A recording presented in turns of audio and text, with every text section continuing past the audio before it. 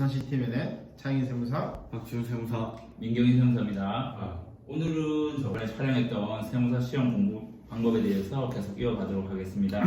네, 맞습니다. 이번 시간에 이제 각 과목별로 시험 공부에 대해서 이제 각자 했던 방식을 얘기해 보도록 할 건데 네. 참 빡시네요. 그렇죠. 양이 너무 많아서 1차 과목하고 2차 과목하고 당연히 나누어서 설명해 드리겠어요. 그리고 찬 세무사의 1차 과목에는 어떤 게 있습니까? 근데 이제 1차 시험은 이제 재정학, 세법학개론, 회계학개론 네, 세 과목과 상법, 민법, 행정소송법 중 이제 한 개를 선택해서 총 4과목을 이제 시험 치게 네. 되죠. 1차 시험은 1교시에 재정학하고 세법학개론, 2교시에는 이제 회계학개론과 상법, 민법, 행정소송법 중에서 한 개를 선택해서 시험을 치게 되어 있습니다. 네, 즉 1, 2교시에 4과목을 다 쳐야 되는 거죠. 네. 빡시. 네.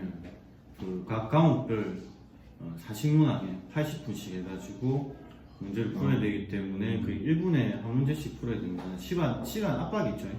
네, 그래서 시험 공부 때는 가장 큰 핵심은 짧은 시간 안에 문제를 정확하게 풀어야 된다는 거죠. 네.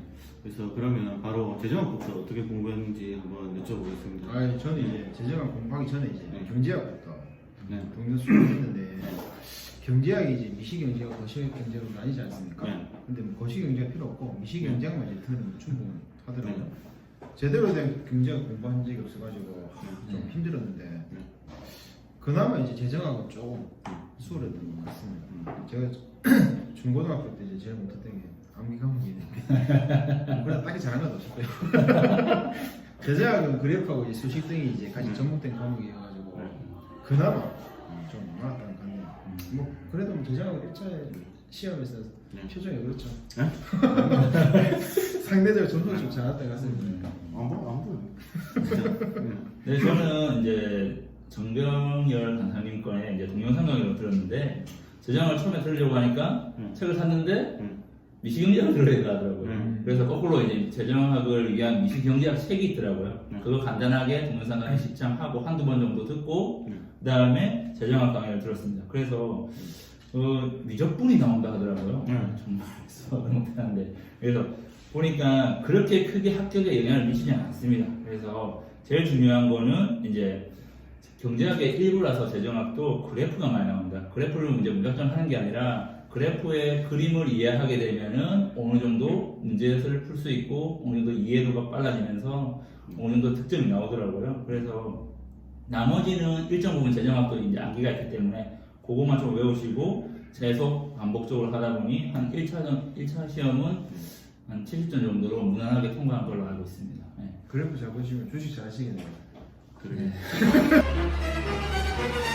네, 정리하자면 이제 재정학은 이제 암기 과목이기 때문에 이제 암기 과목 이전에 미시경제학을 이제 어느 정도 숙지하고 있어야 되고 그리고 이제 그래프 잘 이해해야 되는 거죠. 그럼 세법학개론에 대해서 다시 한번 볼까요?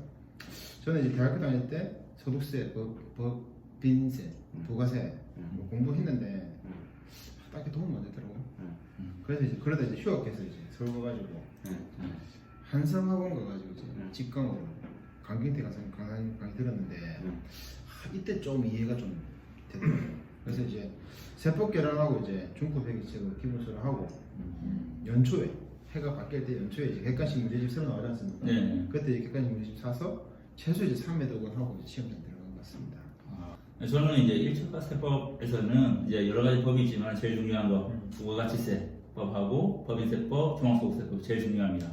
그래서 이제 근데 법인세법은 이제 그냥 들어가면 하나도 모르고 중급 회계에 2, 3회독은 하시고 들어가야 됩니다. 왜냐하면 이제 법인세는 회계가 바탕이 돼서 세무조정을 하는 거기 때문에 회계를 이해 못하면 절대 좋은 성적을 낼 수 없고요. 그리고 이제 법인세법이 좀 비중이 높죠. 비중이 높고.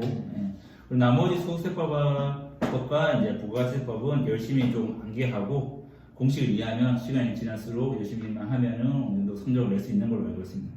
그리고 나머지 이제 쉽게 말해서 한두 번 정도 이제 보고 그 다음 연도에 시험일이 다가왔을 때 이제 국세기본법, 국세징수법, 그리고 조세법, 처벌법, 국조법 등은 한 번씩만 빠르게 암기하고 들어가서 시험 치는 게 제일 좋은 방법일 것 같습니다.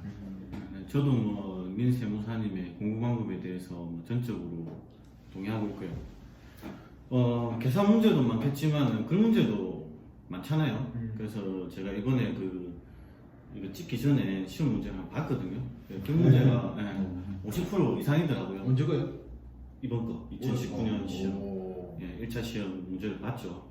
옛날에도 그랬는데 50%다 넘었잖아요. 그 문제가. 그래서 사실 시험 시간에 제약도 있기 때문에 그 계산 문제를 다 풀 수는 없다고 생각합니다. 뭐 당연히 잘하시는 분들 다 풀겠지만은 뭐 수석 합격하려고 시험 공부를 하는 사람이 없으니까. 차세무사님 저번 시간에 수석을 한다고. 네, 좀 2차. 특이한 케이스죠. 수석 합격을 목표로 하시는 분들은 2차. 전 처음 봤습니다. 수석 합격을 목표로 하는 분들은. 하여튼 그래서 글 문제가 많기 때문에 글 문제를 정확하게 맞추는 게 훨씬 중요합니다. 계산 문제는 글 문제 한번 더 보고 풀어도 틀려도 상관없다고 생각합니다. 네. 뭐 그리고 이제 세 번째 과목이 이제 회계학 개론에 대해서 얘기를 한번 해보면 저는 이제 참고로 나와서 북이 좀 해가지고 회계학이 좀 낯설지가 않더라고요. 그래서 이제 이해하기 좀 쉬웠고요. 그리고 이제 계산하는 걸 좀 좋아해가지고 재밌게 이제 공부했던 기억이 좀 나긴 합니다. 이러니까 뭐 수석은 그렇죠. 기본서 다르고 이제 필수고요. 객관식 문제집을 여러 차례 풀면서 답을 위해 계산하는 방법을 많이 연습했습니다. 1차를 합격하기 위한 회계 공부보다는 2차를 위해서 2차도 감안해가지고 이제 문제를 풀어보는 방법을 권리구성군요. 공부했으면 더 좋고요. 눈으로 보는 것보다는 이제 손으로 무조건 손으로 푸는 게 제일 중요하다고 생각이 됩니다. 맞습니다. 계산 문제는 무조건 손으로 풀어야 됩니다. 회계학은 기본서가 중요하죠. 사실 뭐 결론적으로 문제를 풀다 보면은 문제는 뭐 계속 맞을 수도 있고 틀릴 수도 있고 한데 제 생각에 이게 본인들이 계속 틀리는 주제나 문제는 본인이 이해를 못해서 틀리는 겁니다. 조금만 바꿔도 그 내용을 정확하게 이해를 못했기 때문에 틀린 거거든요. 그래서 그 문제를 틀린 거를 당연히 이제 나중에 오답노트 때문에라도 체크는 해야 되겠지만은 그걸 다시 한번 기본서를 보시고 다시 한번 이해를 해보시는 게 나을 것 같습니다. 이해가 안 되면은 저처럼 뭐 암기를 해서라도 그 파트는 외워버리는 게 외우다 보면 결론적으로 이해가 되거든요. 머리 좋네요. 네. 머리가 좋아. 다 외웠다고 하진 않지 않습니까? 또 회계학 시험, 회계학 같은 경우에는 이제 선택과 집중도 중요하죠. 맞출 수 있는 문제부터, 자신 있는 문제부터 맞추시고, 역시 회계학 일부에는 역시 그 1차 시험에도 그 문제가 많기 때문에, 그렇죠. 그거를 맞추는 게 중요하고요. 만약에 딱 봐도 본인이 아무리 자신 있어도 내용이 딱 길다, 파악하는데 오래 걸리겠다. 그런 문제는 과감하게 스킵하는 것도 시험 합격하기 위한 방법 중에 하나라고 생각합니다. 자, 그럼 이제 마지막 선택 과목 상법, 민법, 행정소송법. 네, 저는 이제 뭐 상법은 이상수 강사분 거 이제 동영상 강의도 들었지만은 이제 기본적으로 상법은 방대하지만 다 상법이 나오지 않지 않습니까? 거기에 회사법만 편만 나오기 때문에 그거를 이제 그렇게 크게 부담스러울 정도의 양은 아닙니다. 그래서 상법은 완전히 암기 과목이죠. 암기 과목이기 때문에 법문구를 약간씩 비틀어서 나와서 OX처럼 이렇게 나오기 때문에 그거 하나하나를 정확하게 외워야 됩니다. 그래서 저는 상법은 동영상 강의를 처음 해봤지만은 그 이후부터는 테이프, 강의 테이프 있죠. 그 뒤로 이제 듣고 그 워크맨으로 들어가지고 지금은 테이프가 안 나오죠. 그것뿐만 아니라 OX 퀴즈를 해가지고 나온 책이 있는데 그것도 열심히 봐가지고 그 OX 퀴즈가 옛날에 나왔던 그 시험 문제입니다. 다행히 1차 시험에는 저는 찍은 것도 솔직히 말씀드려서 한 두세 문제 있는데 그것까지 다 맞아서 상법은 처음으로 100점 맞았어요. 그런 거 아니에요. 나중에 이거 다 지금 성적 증명서 1차로 다 뗄 수 있거든요, 이거. 뗄 수 있습니다. 수술 합격했다 목표랑 그분부터 일단 접수하고 시작했어요. 그 다음에 이제 상법이나 뭐 민법 같은 경우, 행정소송법도 그렇겠지만 실무상으로 사실 이게 되게 많이 쓰입니다. 저희가 그 기본적인 근거가 되는 다 법들이기 때문에 그냥 나중을 위해서 공부한다 생각하시고 상식상으로 상식을 쌓는다 생각하시고 보는 것도 뭐 괜찮을 것 같습니다. 저도 상법을 선택했는데 이게 공부하다 보니까 글자 한 글자 바꿔가지고 출제되는 경우도 있고 말장난으로 형식으로 이제 출제되는 경우가 있어가지고 저는 이제 한 글자 한 글자 다 외우도록 노력했던 기억이 나고요. 네. 뭐 지금은 어떤지는 모르겠는데 저 때는 이제 상법이 상대적으로 고득점할 수 있는 예. 유일한 과목이어가지고 네. 최대한 고득점 받으려고 노력한 기억이 나네요. 맞습니다.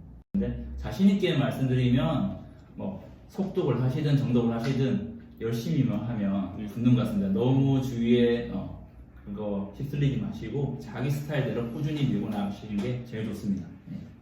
이제 항상 이제 잊지 말아야 할 것은 열심히 해야 한다는 거예요. 단순하게 열심히 하시면 안 되고요. 수험생들을 꼭 참고하셔가지고 좋은 결과 있기를 바라고요. 오늘 이제 여기까지 하고 다음 시간에 2차 공부 방법에 대해서 계속 이어가도록 하겠습니다. 다음 시간에 뵙도록 하겠습니다. 안녕.